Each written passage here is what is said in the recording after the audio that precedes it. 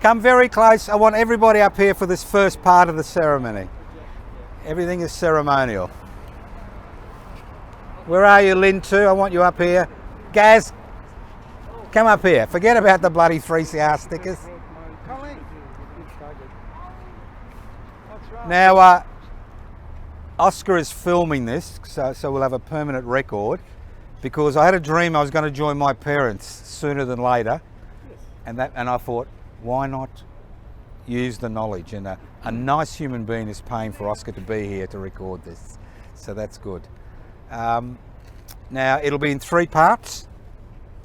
We'll do I'll do an opening ceremony, then I'll do acknowledgement to country, and then I'll talk about the background to the monument, and then I'll talk about the commemoration. Now you are free to leave whenever you like if you get bored, and there will be questions, and if I can answer it, I'll try. So welcome to the Tunnerminnerwait Maulboyheenner monument in Melbourne. I'd like to start off by Colleen and myself. Colleen brought some flowers from her garden. I bought these from a shop, obviously, and I want to lay these on the monument for a very good reason. This is to acknowledge the tens of thousands of men, women and children who were murdered during the colonisation process of this country. This is to pay our respects to them. Most of them don't have a resting place. Most of them were never named, and we'll never know their names. So I think when you come to the monument, if you come here as a private individual, it's a good thing to bring some flowers, place them here and remember them. Not just the fact that they died defending their country and their way of life, but the fact that the intergenerational harm that the colonisation process caused continues to be a significant and major issue in this country, not just among this country's First Nations people, Aboriginal and Torres Strait Islanders, but also among the rest of us. So we pay our respects to all those unknown and known men, women and children. The second thing, I'd like to acknowledge that we are on the lands of the Woiwurrung and the Bunwurrung, who were part of the Kulin Nation. There were 2 groups in a 5 group which was part of the Kulin Nation. This is their traditional land. We acknowledge we are on that land. I acknowledge that they never ceded their sovereign rights to the land, and I personally pay respects to our elders, past, present and emerging. Now, who are these men? Who are Tunnerminnerwait and Maulboyheenner?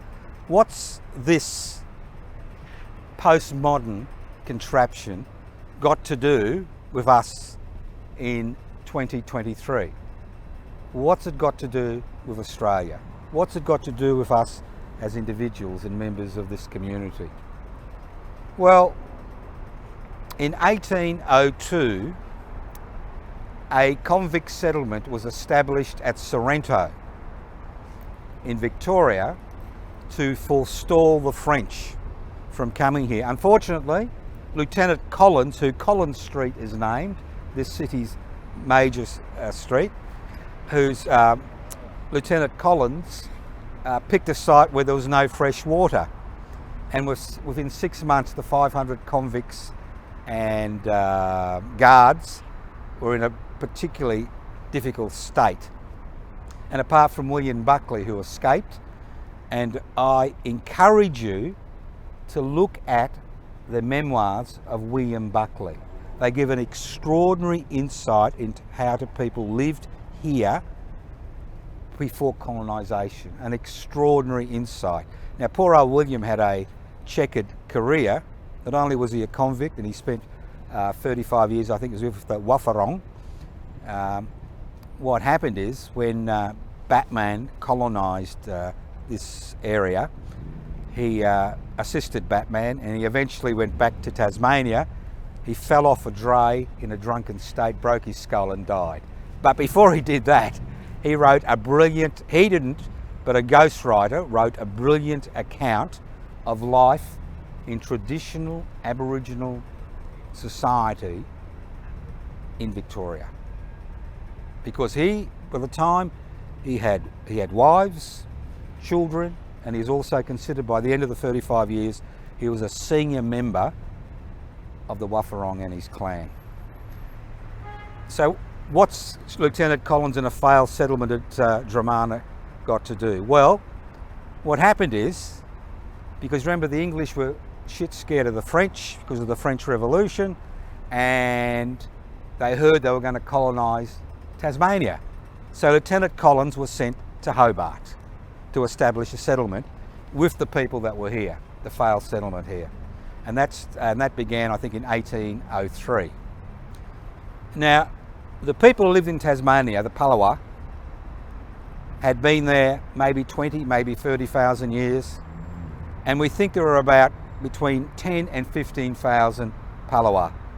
And the French had made contact with them in the past, and there are great accounts in the French journals regarding that friendly contact between the two groups, because the French weren't there to colonise and settle.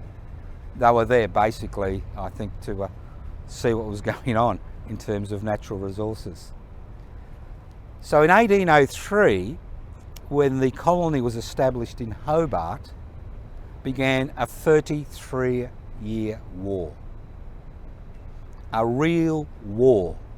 Not the fact we're told the Aboriginal people died out, but a war between the 5 different tribal groups in Tasmania at that particular point in time and the colonisers. And this was a war which had no boundaries, none whatsoever. It was about establishing a European settlement in Tasmania. No quarter was given. And over the next 33 years, from a thriving, healthy population of over between 10 and 15,000, by 1836, the Aboriginal population had been reduced to 352. So how did this happen? What's Tunnerminnerwait and Maulboyheenner got to do with this story? What's Planobina, Truganini, Putirana got to do with this story? Well, George Augustus Robinson, at the end of the period of the 33-year wars, the last 10 years, was given the job of collecting the remnants of the guerrilla bands which existed in Tasmania. Northwest Tasmania, Northeast Tasmania, Central Tasmania, Southwest, Southeast. And over time, as the population dwindled because of massacres and interaction with the local population, violent interaction, what actually happened is that tribal groups were fractured and remnants of these tribal groups tried to exist. Now, Tunnerminnerwait was born, he was born on Robbins Island in 1812. And by then, by the 1820s, early 1820s, the Tasmanian Land Company, which owned most of northwestern Tasmania, was given most of northwestern Tasmania by the British government, had introduced sheep into Tasmania. So the expansion in Tasmania was directly connected with the Industrial Revolution which was occurring in England, because as the commons were closed and ordinary people were forced to work in their factories, and I'm talking about even children as young as 4.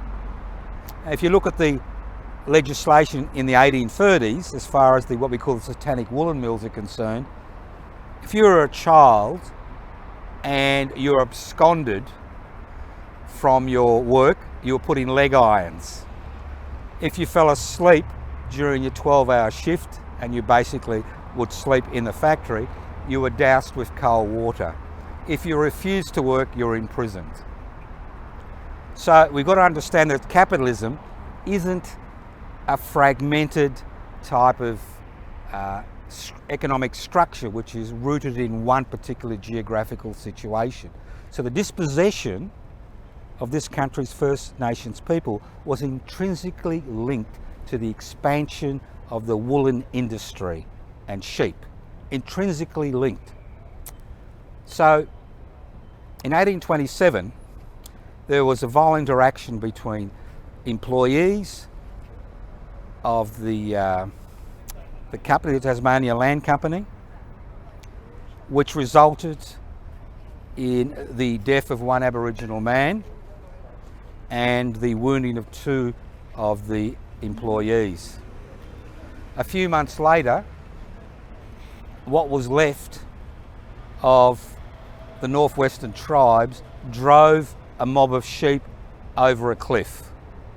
To drive a mob of sheep over a cliff is tantamount to me burning down Parliament House in 2023. It's seen as a grievous crime. A few months later, they cornered 30 men, women and children, mainly women and children, slaughtered them and then threw them over a cliff, which is still called Cape Grim, where the bodies of what was the remnants of the northwestern tribes was thrown over the cliff. But Tunnerminnerwait survived that. And when he turned 18, which would have been 1836, George Robertson and his group arrived in the northwest to get the guerrilla bands, the remnants, to lay down their arms. And he took on board Tunnerminnerwait. Over the next 3 to 4 years, the remnants of the Tasmanian Indigenous population were rounded up, and eventually the 352 survivors were deported to Flinders Island in 1836-37. Of those 352, within 2 years, there were only 89 left because they died of malnutrition, disease, being exposed to the elements. Now, George Augustus Robertson was richly rewarded for removing the remnants of the Aboriginal population from Tasmania, and he received a £1,000 bonus and land. And that's like me, somebody giving me $10 million today. And he believed that these people were basically his personal property, these survivors. And he began negotiations on behalf of the Tasmanian government, which was very pleased there were no more Indigenous people left in Tasmania, although there were survivors of the Holocaust in the islands around Bass Strait and southern Victoria, women mainly who were abducted by sealers and used as sex slaves. And Governor Arthur was happy to report to the Colonial Office that Crown land had actually doubled in price in the 2 years since the original population had been deported to Flinders Island. And and they were still concerned about these 89 survivors, and they were trying to offload them to the New South Wales government, which was actually part of Victoria then, because Victoria wasn't independent until 1851. So Augustus Robertson, despite protestations from the New South Wales government, lobbied to bring his Aborigines to Melbourne, to Victoria, to civilise the Victorian blacks. He was given permission to bring a family to act as his personal servants, but being full of his own self-importance, he brought across 16 of the remaining 89 survivors to Melbourne in February 1839. Right? And their role was to civilise the Victorian blacks, because since Batman and Faulkner arrived in 1835, the plight of Aboriginal people in this state had become extraordinarily parlous, not because of government action, but because of the action of private interests, mainly bankrolled from England, from the English upper classes and royal family and business classes, to expand sheep grazing in Victoria. And to a significant degree, when the settlers came here, it was a paradise as far as they were concerned, because Aboriginal land practiced management, which meant, serial burning, meant that there were huge open plains full of grass for the sheep, and they couldn't believe it. Now the Henty brothers began the private colonisation up near Warrnambool in 1835. 1835-36, Batman arrived on a ship called, does anybody know what the ship was called? Free Enterprise, the Enterprise. It was called Free Enterprise. So you understand why they came here, to make a buck, all right? Right. Now, unfortunately for the Victorian Aboriginal population, it had shrunk from about 150,000 to less than 40,000 before the first settler put a foot in this state, because, sorry, about 150,000, yeah.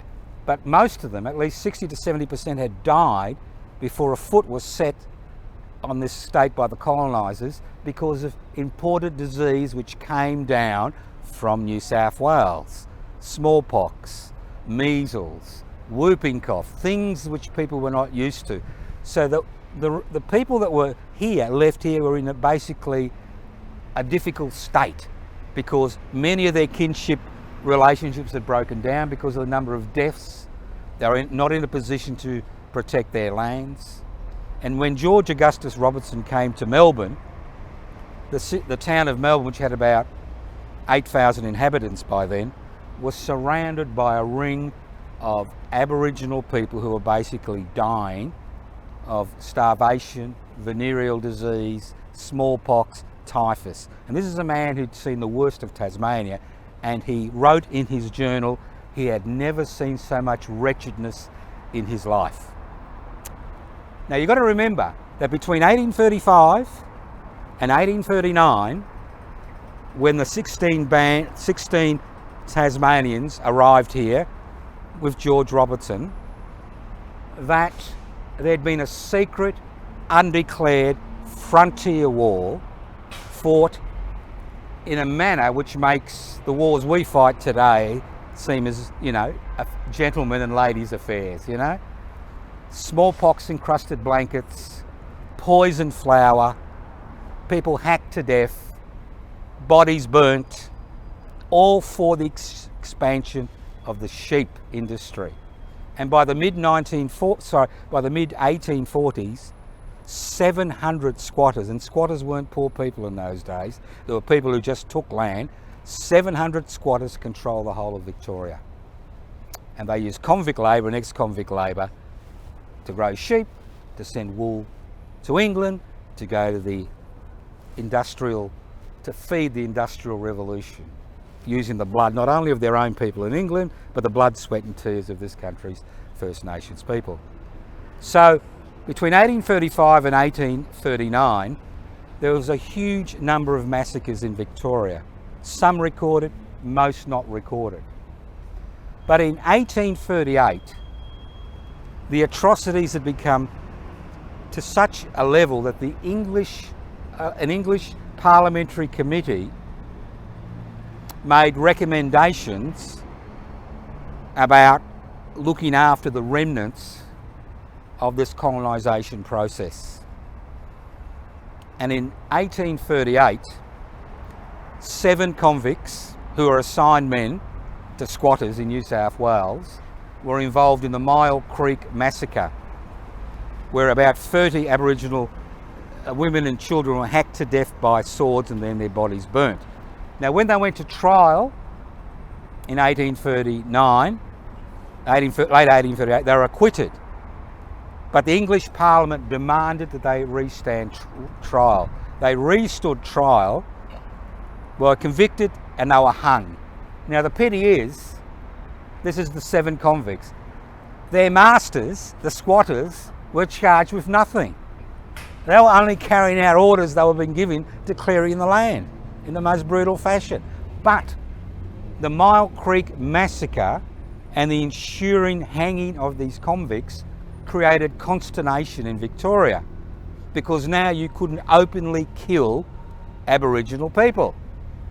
You had to do it secretly, or there was an outside chance that you could be prosecuted. And the fascinating thing is, those of you who are old enough to remember the dark days of the Howard regime, when they tried to deny that these massacres occurred, we'll notice the Murdoch media and other sections of the reactionary media jumping up and down about what was happening.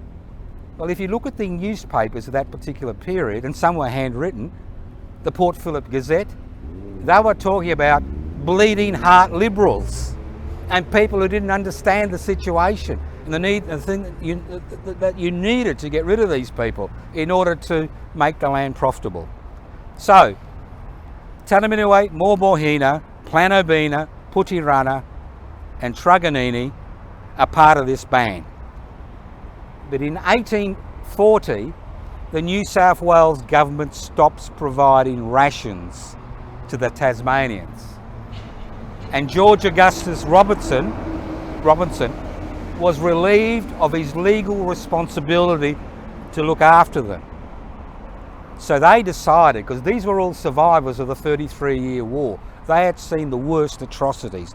They had seen people being thrown overboard and then trying to clamber back on boats and having their hands chopped off, and the women being hauled, into the boats to be used as... They had seen the worst atrocities you can imagine as a human being. And they decided it was time for revenge. And this is where the story gets interesting, and I'll talk about why it gets interesting later on. But they began a concerted guerrilla campaign to encourage local Aboriginals to join them to remove the European presence from Victoria. That's 2 men, 3 women, 5 people. And they caused consternation in the Dandenongs, in the Mornington Peninsula, right up to Arthur's Seat, right down to Wonthaggi, because they could travel up to 30 to 40 kilometres a day on foot, because they used the trails that had been created by the Bunurong, whose lands they were now roaming, because most of the Bunurong at that stage had been exterminated. And they were involved in this campaign, not to kill people, but to drive them off the land back into Melbourne. And what they used to do is they used to come across a hut or a house or whatever they had built. They were fully armed, because they collected arms every time they raided a place. They would order the men, women and children out of the house. They'd burn the property to force them to go back into Melbourne. They would collect all the food and all the arms and continue. And they expected that the Aboriginal population in Victoria would join their struggle. This was in September 81 they started. But nobody joined their struggle. Nobody, because obviously people were in such a destitute, wretched situation that the concept of armed resistance just didn't enter their heads. So they were able to continue this guerrilla struggle for about 8 weeks, and eventually, with the help of Victorian black trackers who were promised guns and blankets, they were cornered near Wonthaggi. And the 5 were sleeping in a circle, and they were surrounded by about 70 people, soldiers, police, lynch mobs, the works, who shot at point blank range into the encampment. And guess what? They all missed. Every single shot missed except one which grazed Putirana's forehead. But they were eventually captured, put in irons, taken to Melbourne. It took 6 weeks to transport them from there to Melbourne. When they arrived in Melbourne, the 2 men were accused of murdering Yankee and William Cook, who were 2 whalers who'd been caught in the crossfire in one of these battles. And the 3 women were accused of being accessories before and after the fact. Now, the interesting thing about British justice as far as in the Indigenous population in 1841, 1842 is concerned is Indigenous people could not give evidence. They could not get other Indigenous people to give evidence. They could not make statements. So basically, the system was jigged in such a way as it allowed the murderers to dominate the legal process. Although there was a jury the murderers dominated the legal process. Now, fascinating thing was that Judge Willis, the first Supreme Court judge in Victoria, and he was appointed in late 1840, because the New South Wales government was sick and tired of paying for serious offenders to go to be hung in Sydney. So they appointed a judge here who was a little bit quirky. And during the proceedings, and this you'll find fascinating, Tunnerminnerwait Maulboyheenner, Putirana, Planabina and Truganini were represented by a young Irish barrister. And who do you think that was? Redmond Barry, whose statue is down there in front of the library. The same Redmond Barry who presided at the Eureka trials, and the same Redmond Barry who actually sentenced Ned Kelly to hung, who died, I think, 6 days after Kelly was hung on the 11th of November 1880. The same Redmond, but at this time he was a good guy, right? He wasn't, and the same Redmond Barry that had a number of illegitimate wives and children, but he was still an honoured member of Victorian society. But a book's been written about that, and there's pictures of his descendants. So, what was Redmond Barry, and this is why it's important today, in 2023. What was Redmond Barry's defence? He said because these people had not signed a treaty with the occupying forces, they were not bound by British law. And half the jury should be Indigenous Australians. That was dismissed by Judge Willis.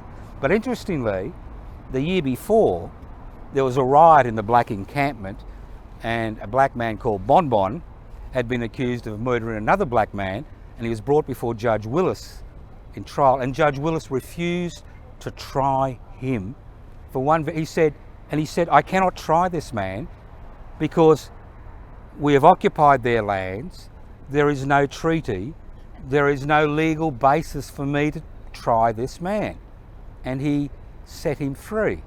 At the same time, a few months later, when a European squatter turned up who had hacked to death a woman, nearly killed a child, and murdered an Aboriginal man, he said that because they trespassed on his land, he had the right to defend his land. So what I'm saying is, even in 1841, in December 1841, in the courts here, with the first Supreme Court judge, they were talking about tenure, occupation, treaty, Aboriginal law, jurisdiction. The same things we talk about in 2023. Sovereign rights. Well, obviously they were found guilty, the two men. The jury was sympathetic. They asked for mercy. The two men were found guilty. The three women were discharged back into Robinson's care. He'd had to pay for their food now and lodgings because the government wouldn't. They were discharged back into his care. And Latrobe, who was then the governor of Victoria, sent the papers to Gipps, the governor in New South Wales. Well, he wasn't the governor, he was the superintendent of Victoria. And Gipps said there's no extenuating circumstances, and the men were hung here on this spot. And I'll talk about why this spot in a few minutes. And they were hung here in front of a crowd of over 5,000 people, some sitting on the new jail that was being erected, some climbing trees to witness the execution. And Willis made the point, and if you know Melbourne, there's a street. See, the funny thing is, there are always streets and suburbs named after the colonisers. Willis Street in Richmond is named after Judge Willis. Collins Street. Powlett was one of the, squatters. And it goes on and on. But it was a rickety affair because they weren't used to hanging people, because they used to be hung in Sydney. It was a great celebration. The papers were agog with the crowd. The structure was here. John Davies, a convict, had won the contract. He'd get a ticket of leave for being the hangman, but he had no experience. And so they were marched up here, and there was a lot of shouting and celebrating and laughter, and this is all documented. I'm not making this up, it's documented in the original papers.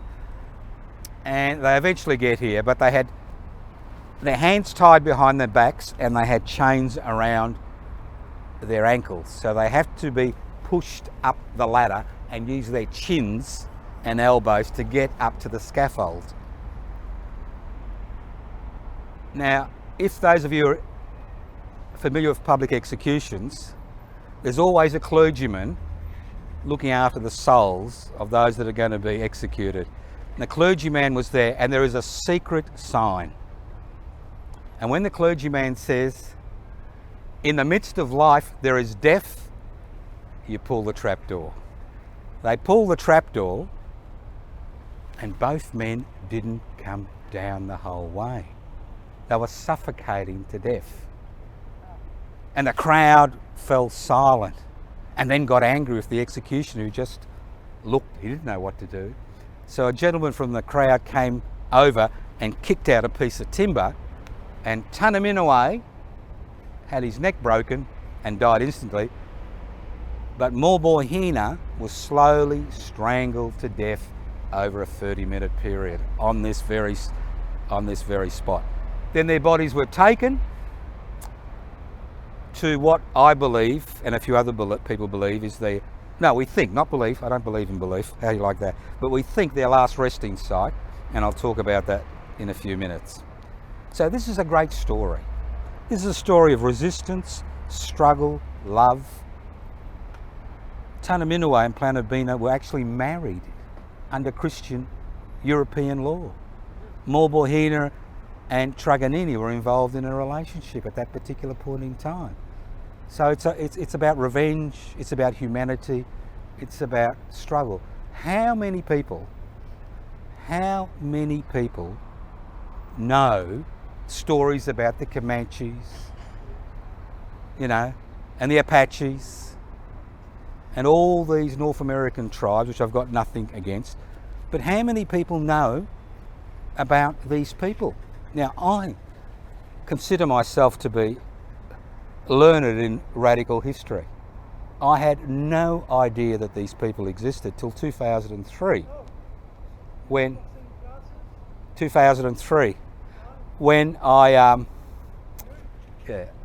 in 2003, until I came across a book in a second-hand bookshop.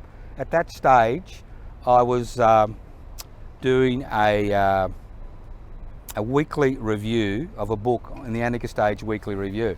And I came across this book called of Jack of Cape Grim, which was a 1988 bicentenary book that came out regarding the story of these men basically in Tasmania, not here in Victoria, written by Jan Roberts. And Jan Roberts is a very interesting person. She was the first person who had transgender surgery in Victoria. Just as an aside. Nearly bled to death, I was told by a friend. And I've been bequeathed her books regarding this particular story, but that's another story. So I said, I went home and I spoke to my late wife, Ellen Jose, and I said, we should do something about that. And she said, yeah, what are we going to do about it? And we decided, after a few years of thinking, to set up the Tunnerminnerwait Maulboyheenner committee, which was actually set up by the Anarchist Media Institute. In 2008, we realised that we needed to get the story to a wider audience. And what we did is we set up the Tunnerminnerwait and Maulboyheenner Commemoration Committee. Now, there are 7 members of this committee, 4 of whom have died, and I'd like to pay my respects to them. My late wife, Ellen Jose, Richard Simpson, Bill French, and Joy French. There's only 3 of us left. Myself, Doug Chessman, and John O'Brien from Norlane in Geelong. And the thing was that we felt that nobody knew about the story. It's not like today when people are aware of it. Nobody knew. So we thought we'd be very nice in 2008 when we set up the committee and invite all these luminaries to come and speak on the 20th of January. Guess what? Not one bastard bothered to respond. This got me annoyed. So what did I do? I stood as Mayor of Melbourne. I stood as a candidate for the mayoral robes. Not that I'd have any chance of winning, but to raise the issue publicly, and more importantly, to form alliances with the Greens party, which was then getting into local council elections.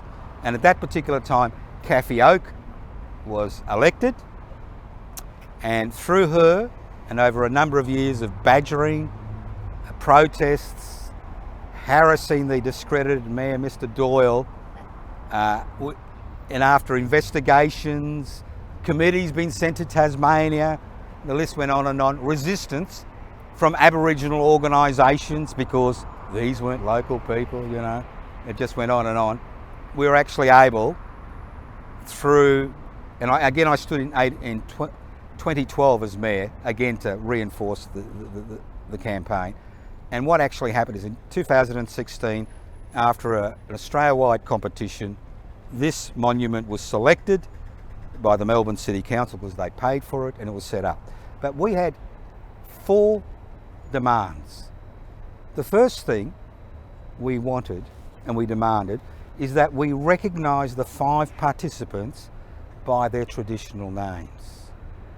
Because Tunnerminnerwait was called Napoleon, Jack of Cape Grim. He had about 10 different European names. Maulboyheenner was called, you know, Napoleon, Pee-wee, a number of other different names. And we said we need to use their traditional names. And even when the final design of the monument had been established, we said we would walk out of negotiations regarding the monument because people wanted to put their European names on the monument, which is unbelievable. So we wanted their traditional names recognised. 2, we wanted the 20th of January to be a day, that's the day they were executed, to be a day where we had a public gathering. We wanted a significant monument established, but there are 2 other aims which we want. One is we would like a debate to begin to establish the 20th of January as National Aboriginal and Torres Strait Islander Freedom Fighters Day, a little bit like NAIDOC, you know, national, because across the country there are thousands of stories of resistance. Some lie in dusty archives because it's only the Europeans which wrote down the histories. Others lie in the memories, familial memories or clan memories or tribal memories of Aboriginal and Torres Strait Islander people. And the way we got this committee together to move forward is that we made a connection with Bunurong elders whose land the campaign went on, and we formed an association, and Dr. Carolyn Briggs became our what is it? Not chairperson. Not convener. She became our muse. Whatever. You know, and we fought with them and negotiated with them, because when you're involved in these type of things, to my chagrin, there is a lot of bitterness, there's a lot of anger, there's a lot of division, not just in the European community, but in the Aboriginal and Torres Strait Islander community, because they're no different to us. They're human beings who have different interpretations, different ideas. And the only reason we got this far is because we made alliances with radical elements of the Aboriginal and Torres Strait Islander community to support the campaign. Now currently there's another memorial that happens on the 20th of January at Wonthagai for Tunnerminnerwait and Maulboyheenner. But what we would like to see is this day being put aside as National Aboriginal and Torres Strait Islander Freedom Fighters Day. Why the 20th of January? Most of the murders which occurred in secret. Most of the murders which occurred in the heat of battle. But this was a clear example of what the British colonisers did to anybody who resisted the colonisation process. They were legally tried in the system at that particular point in time, and then they were executed. And the whole point of the execution was to create terror to prevent resistance. That was the whole point of the execution. So the fact that this is the day when the British authorities put their stamp on this, and there are very few examples of people involved in struggles in this country who were not killed during that struggle, who actually got to trial, who were actually tried.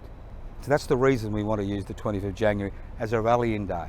And it's no and the other thing we did to actually annoy people and to actually highlight how important the day is, we call the campaign Lest We Forget. And I can assure you the Murdoch conservative reactionary media was not very happy. Lest we forget. Because as far as we're concerned, this event is as pivotal a moment in the development of 21st century Australia as Gallipoli and the battle for Kokoda. It was a defining moment in terms of the state's response and interaction with people who resisted the colonisation process. Now, I'm not going to bore you with much more. I'm open to questions. Whether I can answer them or not is a different matter. Now, this is the first of a 10-part series I'm going to do on pivotal moments in Australian radical history. The next one will be in a pub. You can relax. It'll be in the Footscray Hotel, which hasn't come out of the 1950s. Tony, it took me there yesterday. It was unbelievable. And I'm talking about the bar people as well as the furniture. So Joe, what were the monuments that were proposed like? There were 3 shortlisted, 2 were traditional. This was interesting, which was chosen because it was a bit postmodern. It's a swing, but it's a play on the hanging with the chains, which is the noose, and the scaffolding, but it could also be seen as a children's swing. This is a tomb. With Tunnerminnerwait. I mean, we could have had brass pictures of Aboriginals, you know, on one foot with a spear, right? And one of the representations was very close to that. But the Melbourne City Council, it's not I mean, some people got annoyed with us because we, you know, this was the monument. Our role, we didn't pay for it. It cost them over $500,000 to get everything done. Our role was to act as a group that forced them to actually acknowledge the frontier wars. And this is one of the first major monuments in an urban centre that acknowledges the frontier wars. And even today, in 2023, the Melbourne City Council hardly mentions this site on any of its literature because they were forced to actually do the monument.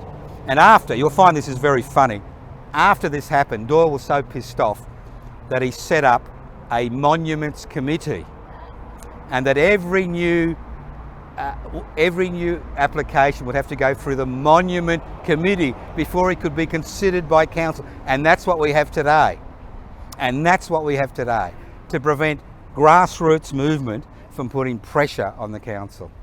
Now, the other demand we have, and it is a demand, and I've made a submission after a lot of badgering to the, I think it's, what's it called, the Yorick Commission?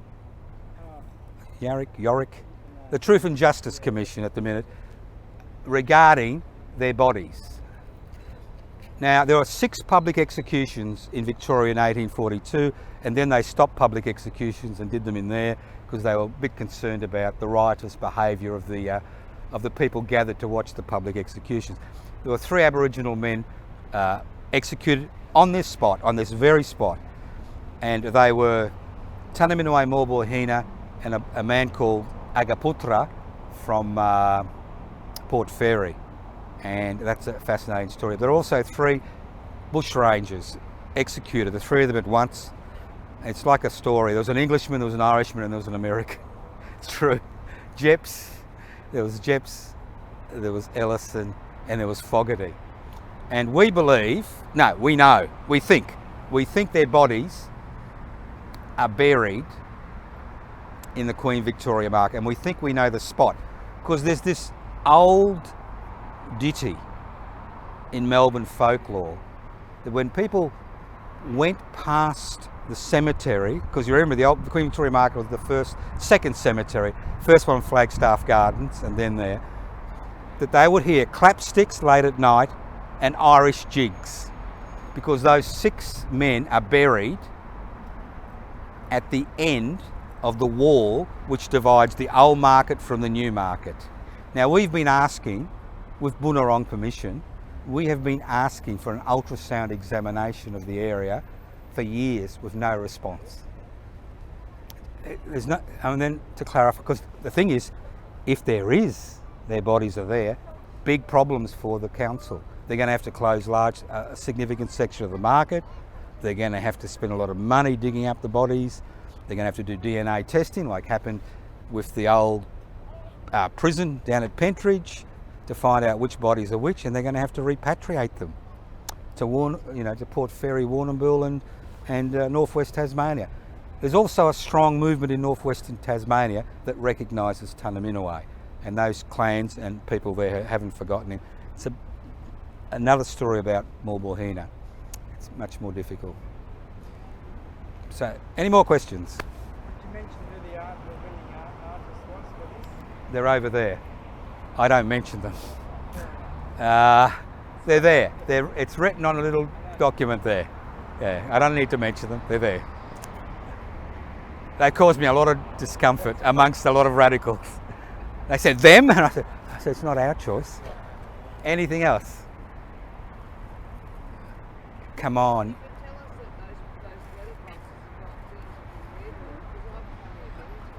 Yeah. The story is there, and that was the whole point. They are post boxes.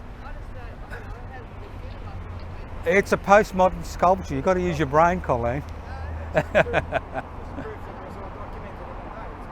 It was documented. There are brilliant documentation during the period. Brilliant documentation. It's all there. The writhing at the end of the rope, the convulsions, the vomit. It's all there. Can you explain the letterboxes? I don't quite get them. Well, when you used to get letters in your letterbox, right? And the idea was, as far as the artists were concerned, is to put the stories in a series of letterboxes and newspaper boxes. That's the idea behind it.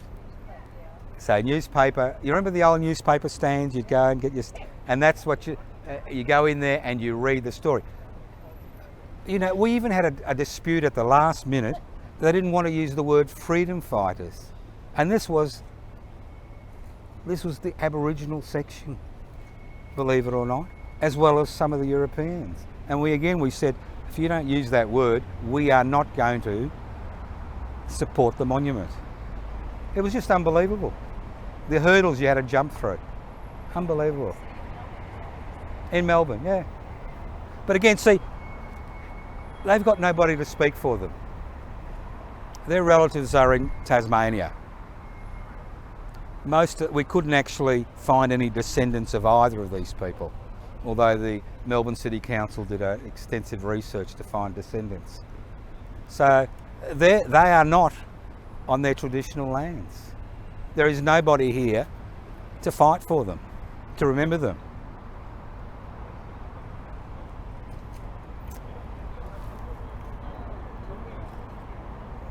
No, it's a great story. It's here.